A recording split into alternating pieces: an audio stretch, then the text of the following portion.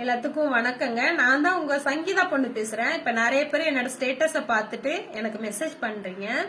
நீங்க உங்க பாடியை ஃபிட்டா வச்சுக்கணும், வெயிட் லாஸ் பண்ணணும், ஃபேட் லாஸ் பண்ணணும், லைஃப்ல ஹெல்த்தியா இருக்கணும்னு நினைக்கிறீங்க.